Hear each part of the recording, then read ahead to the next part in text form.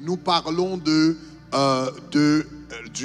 l'importance de gagner des âmes.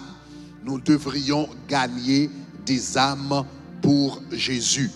Maintenant, pourquoi gagner des âmes pour le ciel? Donc, je voudrais vous donner 3 raisons ce matin pour lesquelles il faut, il faut prendre le temps, il faut prier pour gagner des âmes, il faut demander au Seigneur de te donner la grâce de gagner les âmes. Donc, rapidement, je partage ces 3 raisons avec vous rapidement.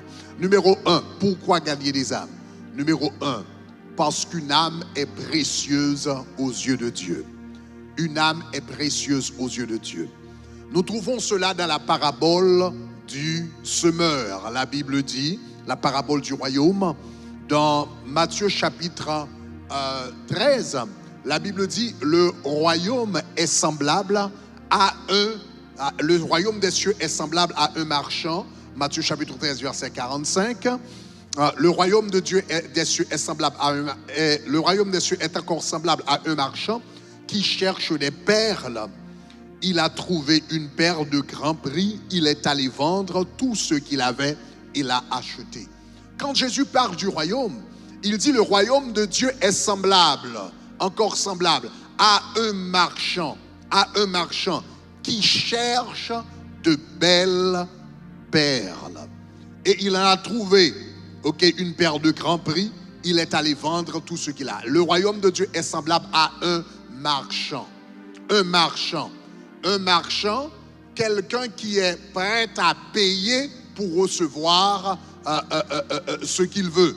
Donc voilà, le marchand est allé chercher de belles perles.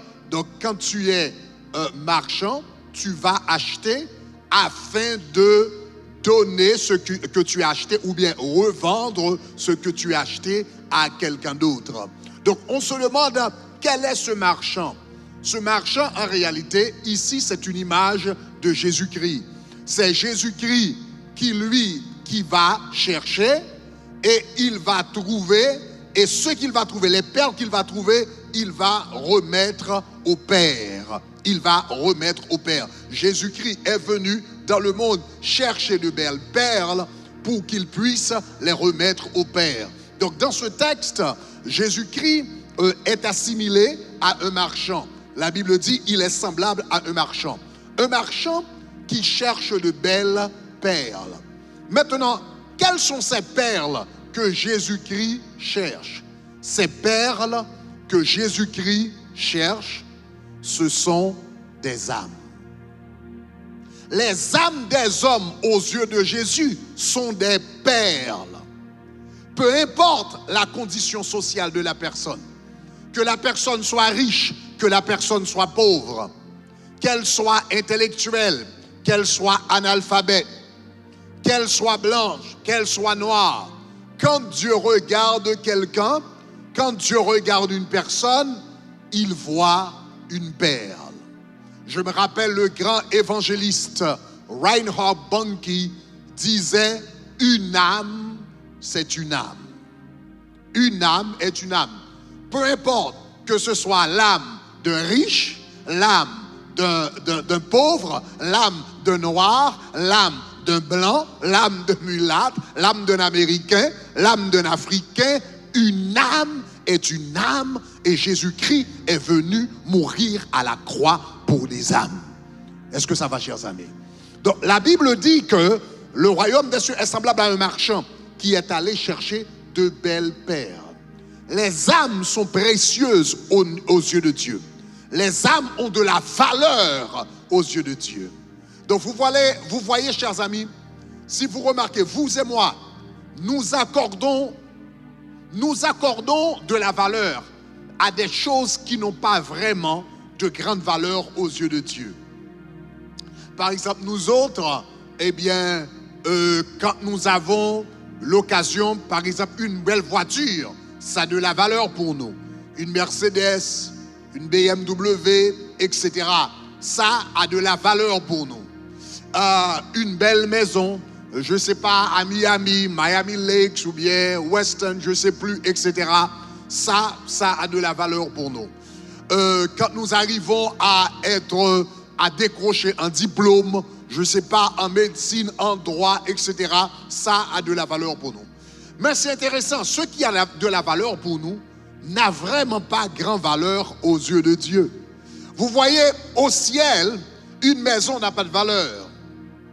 Au ciel, un diplôme n'a pas de valeur. Au ciel, une belle voiture n'a pas de valeur. Ces choses n'ont aucune valeur éternelle en réalité. Donc vous et moi, quand nous décrochons un diplôme, nous sommes contents parce que nous avons fait quelque chose. Nous avons fait quelque chose de valeur. Nous avons acquis quelque chose de valeur. Quand vous et moi, nous avons acheté une voiture, waouh, on est content. Le jour qu'on a acheté cette voiture, on est sorti avec une voiture toute neuve. On est content. Ça a de la valeur. On est entré dans une maison, eh bien nous avons, en anglais on dit housewarming parties, donc nous faisons toute une fête pour dire voilà, la maison que nous avons achetée, ça a de la valeur pour nous, mais aux yeux de Dieu, ces choses n'ont aucune valeur. Ce qui a de la valeur, c'est quand tu gagnes une âme pour Jésus. Quand tu gagnes une âme pour Jésus, ça a de la valeur. La Bible dit que quand un pécheur est rentré dans la maison de Dieu, la Bible dit il y a de la joie dans le ciel. La Bible ne dit pas qu'il y a de la joie dans le ciel quand nous achetons une maison, ou bien de la joie dans le ciel quand nous achetons une voiture, ou bien de la joie dans le ciel quand nous décrochons un gros diplôme, ou bien de la joie dans le ciel quand nous avons, je ne sais pas, quand nous avons commencé un bon travail, etc. Non, c'est pas ce qui produit la joie dans le ciel. Ce qui produit de la joie dans le ciel, c'est quand nous gagnons une âme pour Jésus. Parce que c'est ce qui a de la valeur dans l'éternité. Les voitures, les maisons, tout ça, eh bien, toutes ces choses passeront. Mais l'âme que tu as gagnée pour Jésus, l'âme que tu as gagnée pour Jésus, dans l'éternité, tu seras récompensé éternellement pour cette âme que tu as gagnée. Tu ne seras pas récompensé éternellement pour ta voiture ou ta maison ou ton travail ou ton diplôme. Mais tu seras récompensé éternellement pour l'âme que tu as gagnée pour Jésus. Donc nous devrions gagner des âmes pour Jésus parce qu'une âme est précieuse aux yeux de Jésus-Christ. Et ça a un prix éternel. Et ça nous apporte des bénédictions éternelles. Donc conséquemment, vous et moi, nous devrions mettre le temps à part. Parfois, nous sommes très occupés. Parfois, nous avons beaucoup de choses à faire. Mais vous devez vous rappeler que ces choses qui occupent votre temps, elles ne sont pas mauvaises, mais elles ne sont pas éternelles. Est-ce que ça va? Elles ne sont pas mauvaises. Avoir un bon boulot, c'est important pour vivre. Un bon boulot, c'est important. Faire des études, c'est important. Avoir une voiture, etc., pour faire des va-et-vient, c'est important. Mais ces choses n'ont aucune valeur éternelle. Donc, nous devrions prendre le temps pour prioriser l'éternel, pour prioriser ce qui comptera pour l'éternité. Donc, pourquoi gagner des âmes? Numéro 1, il ne faut pas jamais oublier que les âmes sont précieuses aux yeux de Dieu. Le texte nous dit, le marchand, c'est-à-dire Jésus, est sorti aller chercher de belles perles. Quand Jésus regarde quelqu'un, tu regardes un clochard dans la rue, tu méprises ce clochard. Mais Jésus-Christ regarde le clochard qui dort au coin de la rue et il dit, waouh, regarde une belle âme. Quand vous regardez une prostituée au coin de la rue, tu la méprises. Mais Dieu regarde, il dit, waouh, regarde une belle âme. Donc Jésus, la Bible dit, il est parti chercher de belles perles et il a trouvé un perle de grand prix. Et la Bible dit, il est allé vendre tout ce qu'il avait. Jésus-Christ a vendu tout ce qu'il avait pour gagner votre âme et pour gagner mon âme.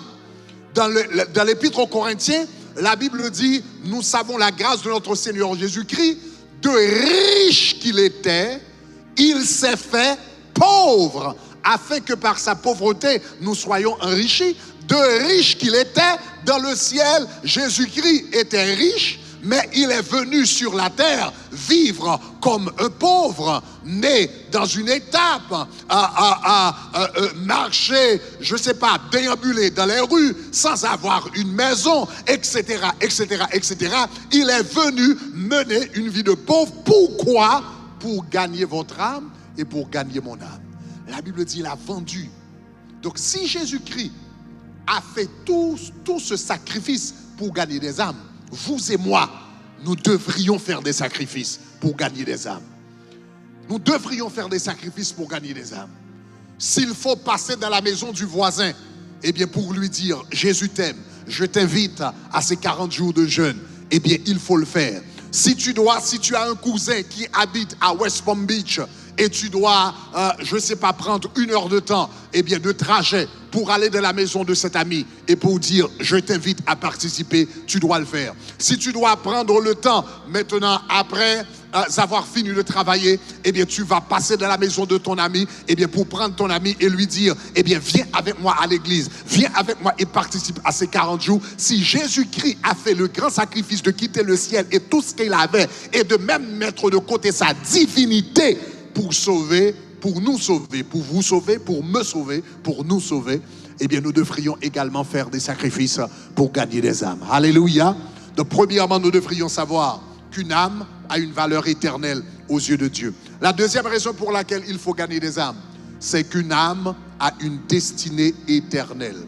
Une âme est non seulement précieuse, mais une âme a une destinée éternelle. Une âme a une destinée éternelle. La Bible dit qu'il y avait un homme dans l'évangile de Luc, chapitre 16, la Bible parle d'un homme. Il y avait un riche et il y avait un autre homme qui s'appelait Lazare. Et la Bible dit Lazare était pauvre. Il ne pouvait pas manger. La Bible dit il désirait les miettes qui tombaient de la table de l'homme riche. Lazare était malade, il était couvert d'ulcères, mais il ne pouvait pas se faire soigner.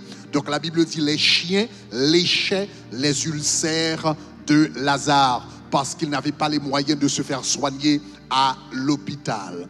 Et la Bible dit cet homme qui était pauvre, excessivement pauvre, donc il est mort et les anges sont venus bien le prendre pour le conduire au sein d'Abraham. Et le riche, lui, il est mort, il est mort et la Bible dit il est enterré. Et cet homme, le riche, quand il est arrivé dans le Sheol, quand il est arrivé dans le séjour des morts, quand il est arrivé dans les lieux inférieurs de la terre, la Bible dit que cet homme souffrait cruellement. Il disait j'ai soif, j'ai chaud, etc. Je ne peux pas vivre dans cet endroit.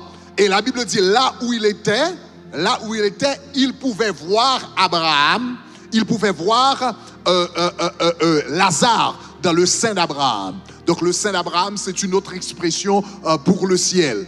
Donc pendant qu'il était dans les lieux inférieurs de la terre, aux enfers, il pouvait voir, Lazare dans le sein d'Abraham, dans le ciel. Et Lazare, lui, il était consolé, il pouvait bien vivre. Donc il habitait dans un château, donc il mangeait assez bien, il vivait assez bien. Donc cela veut dire l'homme qui était dans les lieux inférieurs de la terre, il était conscient de Lazare, mais Lazare n'était pas conscient de lui. Il était conscient de Lazare, mais Lazare n'était pas conscient de lui. Dans l'éternité, les hommes, ceux qui auront choisi, ceux qui auront renié Jésus-Christ et qui se trouveront en enfer, ils seront conscients non seulement de leur vie sur la terre, mais ils seront conscients de ce qui se passe également dans le ciel.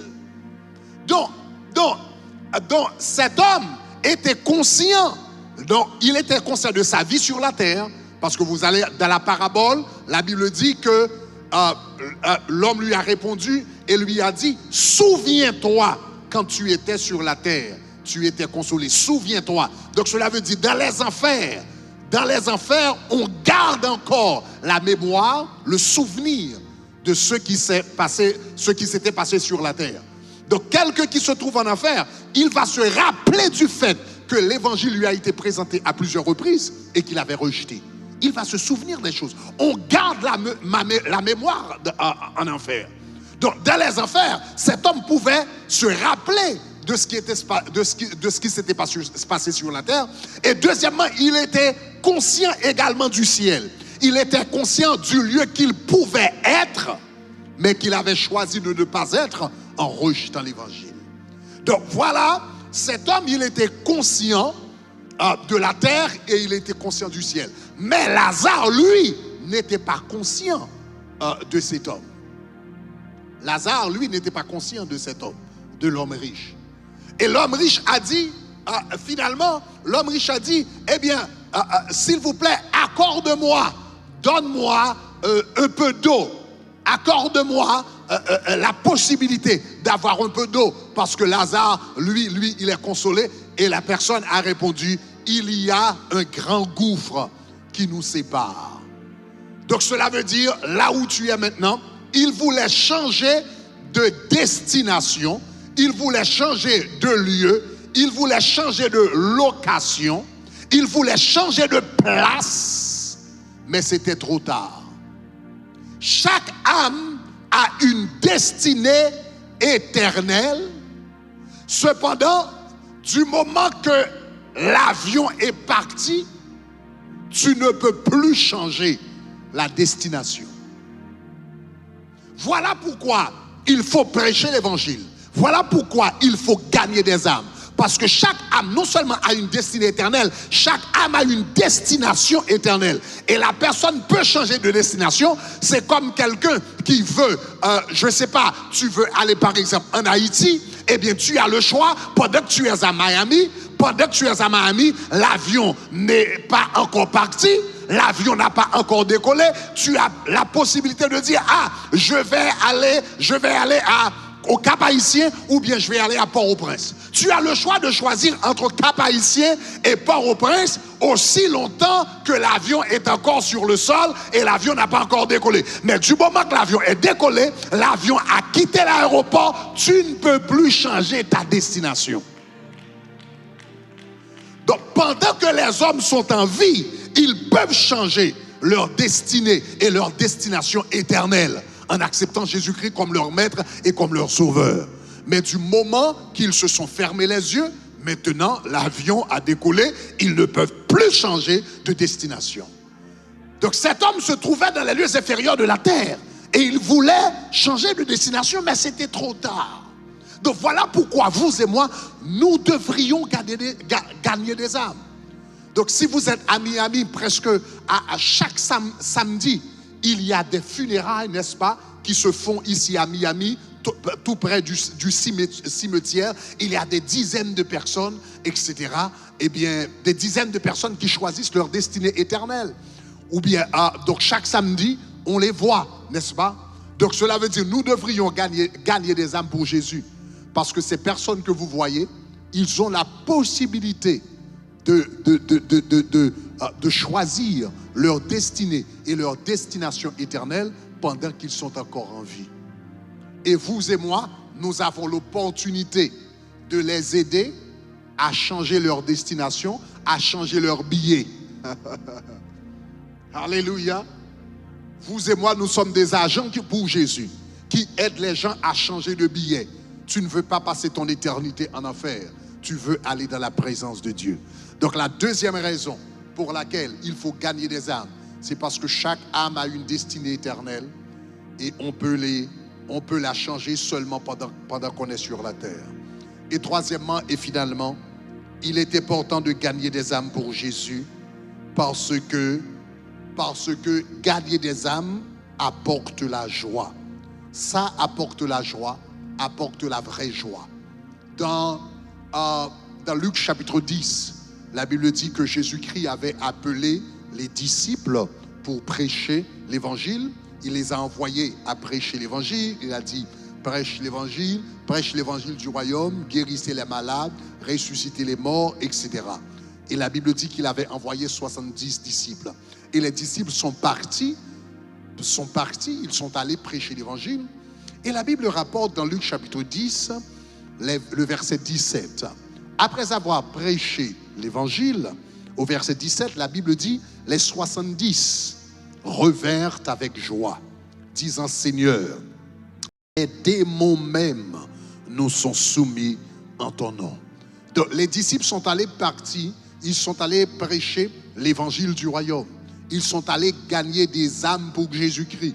Mais de retour, la Bible dit, les 70 revinrent avec joie.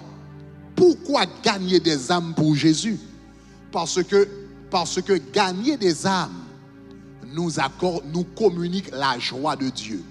La Bible dit, quand une âme rentre dans le royaume, quand un pécheur revient à la maison, quand un enfant de Dieu revient à la maison, quand un pécheur se repent, la Bible dit, il y a la joie.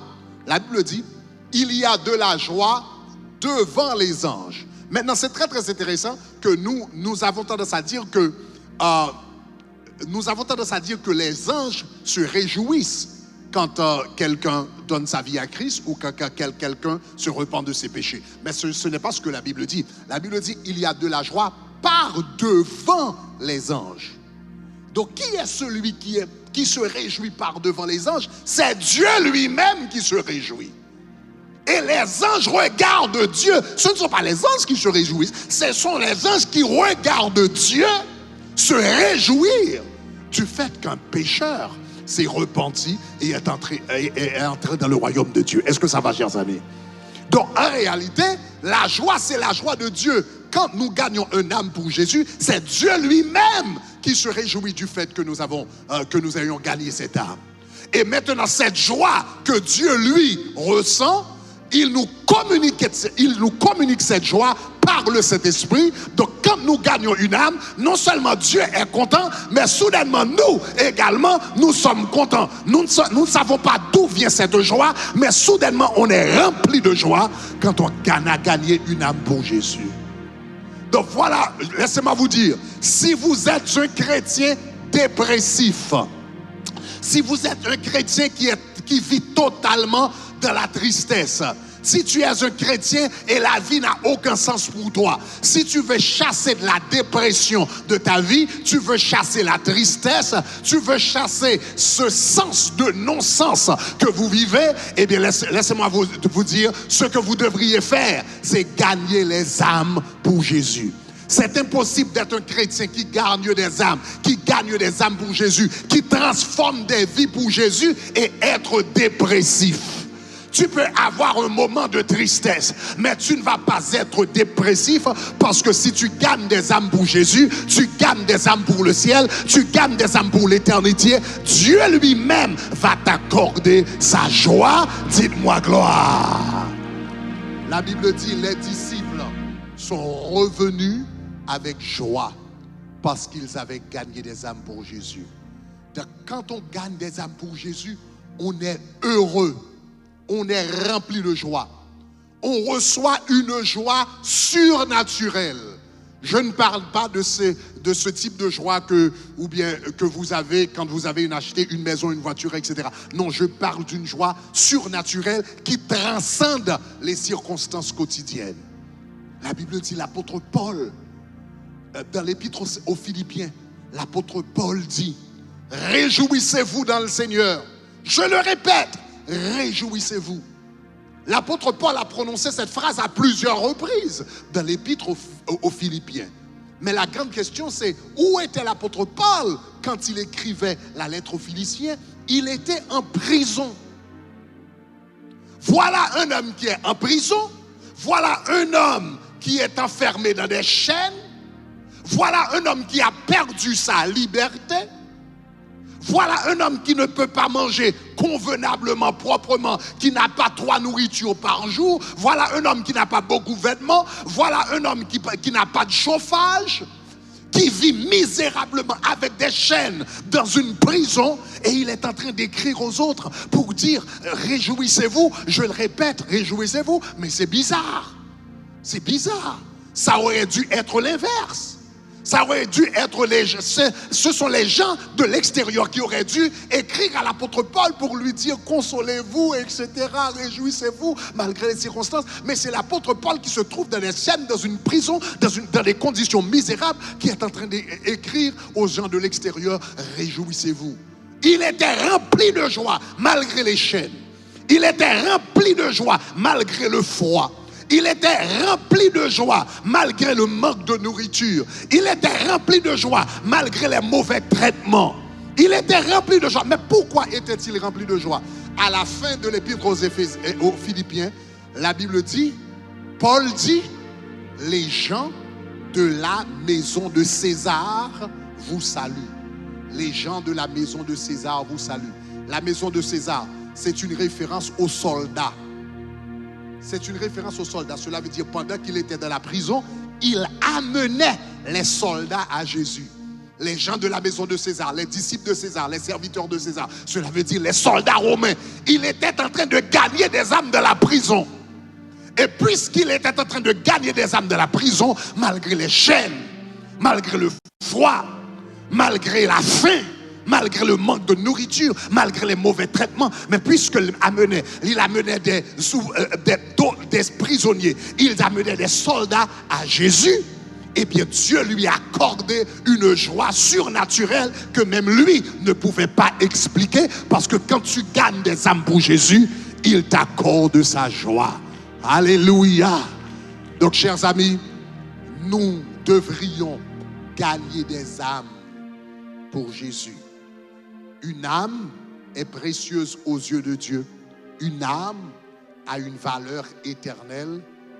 Et gagner des âmes nous communique la joie de Dieu. Alléluia, acclamons le Seigneur.